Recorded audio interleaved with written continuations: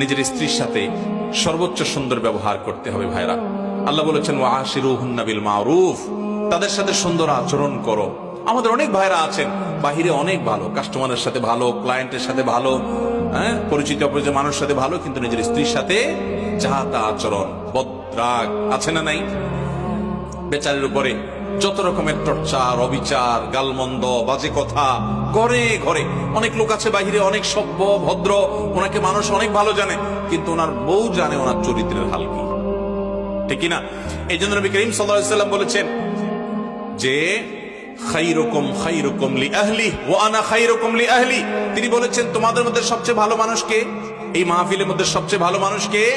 যে তার পরিবারের কাছে, কোন কোন হাদিস তিনি স্ত্রীকে নির্দিষ্ট করে বলে দিয়েছেন যে তার স্ত্রীর কাছে ভালো। অর্থাৎ স্ত্রী যদি বলে দিল থেকে যে আমার সাহেব, আমার স্বামী ওনার মতো মানুষ হয় না, উনি আসলে একজন অমায়িক ভালো মানুষ, এই সার্টিফিকেট যদি বউয়ের কাছ থেকে নিতে পারেন তো আল্লাহর কাছেও আপনি ভালো নিতে পারবেন। সবাই যায় বাসায় বউকে জিজ্ঞাসা করবেন যে হাদিসের ভাষ্য মতে তোমার সার্টিফিকেট ছাড়া আমি ভালো হওয়ার সুযোগ নাই, আসলে আমি মানুষটা কেমন বলো।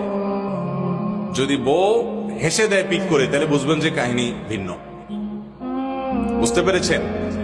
যদি হেসে দেয় তাহলে বুঝতে হবে আলামত ভালো না।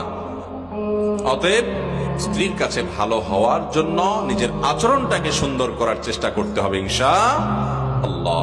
অনেক মানুষ আছে এই জায়গা ধরা খেয়ে যাবে। নবী করিম সাল্লাল্লাহু আলাইহি ওয়াসাল্লাম বলেছেন কিন্তু ওয়া আনা খায়রুকুম লিআহলি, তোমাদের মধ্যে স্ত্রীর কাছে সবচেয়ে ভালো অমায়িক মানুষ তোমরা যে যতজন আছো, নবীজি বলেছেন আমি তোমাদের মধ্যে স্ত্রীর কাছে, পরিবারের কাছে সবচেয়ে ভালো। অতএব এই গুণটা অর্জন করার চেষ্টা করবেন তো ইনশাআল্লাহ। আজ থেকে বউয়ের সাথে কোনো খারাপ আচরণ করা যাবে, রাগারাগি করে বাজে কথা বলা যাবে ভাইরা আমার। এই জিনিসটা আমরা অনেকে আমাদের অধিকার মনে করি যে আমার বিবাহিত স্ত্রী, অতএব তার সাথে রাগ না করলে আর কার সাথে করবো। দুনিয়ার সবচেয়ে বেশি দুরাচরণ তার সাথে করা হয়, অথচ বেশি আচরণ মা বাবার পর সবচেয়ে ভালো আচরণ পাওয়ার হকদার হলো আপনার স্ত্রী, ঠিক না? ঠিক। অতএব আমরা আমাদের স্ত্রী তাদের সাথে সদাচরণ করবো। আমাদের বোনরা যারা শুনছেন আপনাদেরও বলছি, আপনারা আপনাদের স্বামীর সাথে সদাচরণ করবেন। এই হাদিস শুনে শুধুমাত্র পুরুষদেরকে ধরবেন না যে হুজুর বলছে আমার সাথে সদাচরণ করতে, আর আপনি নিজে উল্টাপাল্টা করবেন, তা হবে না। স্বামী হয়ে যদি উনি সদাচরণ করতে হয় তাহলে আপনার কর্তব্য আরো কত বেশি। আল্লাহ তাআলা আমাদের সবাইকে এই উন্নত আখলাক এবং চরিত্র এটা অর্জন করার তৌফিক দান করুন। চেষ্টা করবো তো ইনশাআল্লাহ।